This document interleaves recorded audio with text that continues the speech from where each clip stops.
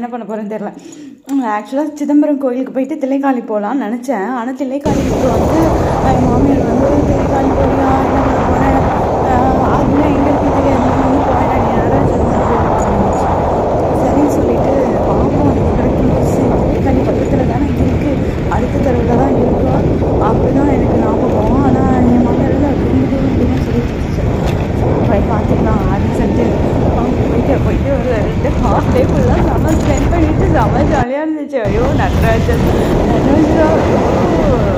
செம்மையாக இருந்தது. அதுவும் அந்த ஸ்படிகலிங்கம் வச்சு அபிஷேகம் பண்ணாங்க, அதை நான் பார்த்தேன். நடராஜருக்கு மட்டும் ஸ்படிகலிங்கம் வச்சு பண்ணிவிட்டு அதுக்கப்புறம் அது மேலே வந்து ஒரு லிங்கம் மாதிரி மேலே கவுத்திட்டு அதுக்கப்புறம் அதுக்கு மேலே நடராஜரோட வெங்கலத்தையும் வச்சு அபிஷேகம் பண்ணுறாங்க. அவர் வந்து வெங்கலமாக இல்லை பொண்ணான்னு தெரியும். ஆனால் என்ன வந்து என் ஃப்ரெண்ட்ஸ்லாம் சொல்லிச்சுன்னா அவர் வந்து பொண்ணு தான், நடராஜர் வந்து அது ஐம்பொன் கிடையாது, ஒரு ஒரிஜினல் பொண்ணு அப்படின்னு. அதுவும் அது வந்து பார்த்து செம்ம ஹெவனாக இருந்தது. ஆக்சுவலாக நான் வந்து 7:30 மணிக்கு தான் உள்ளே போனேன். 7:30 மணிக்கு 8 மணிக்கு தான் உள்ளே போனேன் கோயிலுக்குள்ள. ஆக்சுவலாக 8 மணிக்கு போனதுக்கு நான் ஒரு 7:15 கோயிலுக்கு போயிருந்தேன்னா 7:30 மணிக்கு அபிஷேகம் அப்போ தான் பண்ணியிருப்பாங்க போல். 7:30 மணிக்கு பார்த்துருந்துருக்கலாம், அதை நான் மிஸ் பண்ணிட்டேன். ஸோ அதனால் அடுத்த அபிஷேகம் வந்து 10 மணிக்கா, அதனால் 10 மணி அபிஷேகத்தை பார்த்தே ஆகணும்டா அப்படின்னு சொல்லிட்டு இது நடராஜர் கோயிலுக்குள்ளே தான் நான் உள்ளே போனது.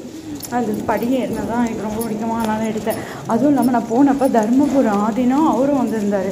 அதனால் ஸ்பெஷலாக வந்து தீபார்த்தனை காமிச்சாங்க. செம்ம ஹெவன் மாதிரி இருந்துச்சு. அப்படியே வந்து பராக் பார்த்துக்கிட்டேன். என்ன பண்ண பைக்கு கீழே தொலைச்சிட்டேன். என் மாமியார் சொல்லிச்சு உனக்கு தான் தரக்கால் புரியாது, அப்புறம் எங்கே அந்த பைக்குக்கு இருக்கிறது நான் வரும் அப்படின்னு. செம்மையாக இருந்தது. அந்த தர்மபுரம் ஆதினம் அவங்க தான் போயிட்டுருக்காங்க, நடந்து போயிட்டு இருந்தது. சும்மா எடுத்தேன். அதுக்கப்புறம் தான் நான் விளக்கு ஏற்றினேன்.